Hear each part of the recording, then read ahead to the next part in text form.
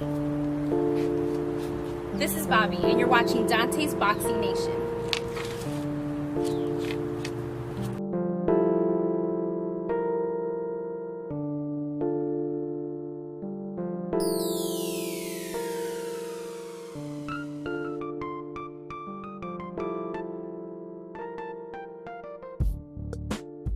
Dante's Boxing Nation, what's going on, guys? So Juilio Ceasar Chavez Jr., he brings in Nacho Beristain as his head trainer for the Canelo Alvarez fight. I think it's a smart move. I don't know how much it's going to help Chavez.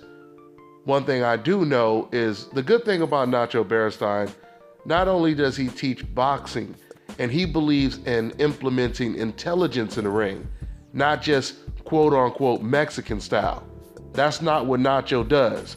And it could be argued that Nacho has trained the best Mexican fighter in the last 20 years or so, which just goes to show you how far you can go in this game when you're using intelligence in the ring, as opposed to just coming forward and not putting any thought to what you're doing. Those type of fighters usually don't last that long in the sport of boxing. With that being said, the best thing about Nacho Beristain when it comes to working in Chavez's corner is the fact that Nacho is not going to sugarcoat anything. At least I don't believe he will. I don't believe he's going to be a yes man. He's going to be very honest with Chavez when it comes to what he believes Chavez needs to work on, what he needs to improve on.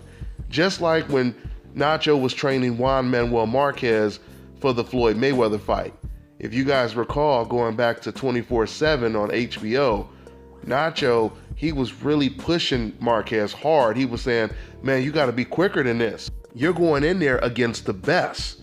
You have to be perfect in every department. I'm paraphrasing, but this is pretty much what he was telling Juan Manuel Marquez. So, do I expect to see Chavez go in the ring fighting like Marquez? Not at all. Do I expect him to be as intelligent as Marquez? Not at all.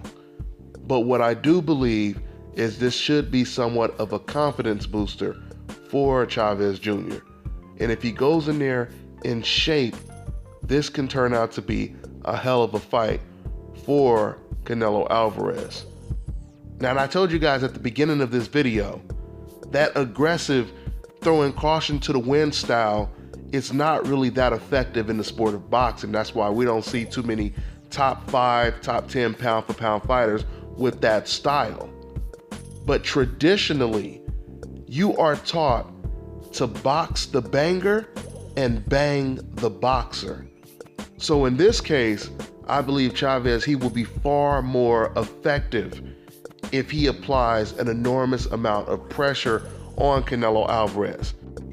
But it has to be intelligent pressure, intelligent aggression, not taking 5 shots just to land your 1 or 2. So if Chavez comes in this fight in tip-top shape and he can impose his size and his will on Canelo for a whole 12 rounds, 3 minutes in every single round, this may be one of Canelo Alvarez's toughest fights in his career. So we'll see what happens, guys. That's all I got for now, and I'm on to the next one. Hi, you're watching Dante's Boxing Nation.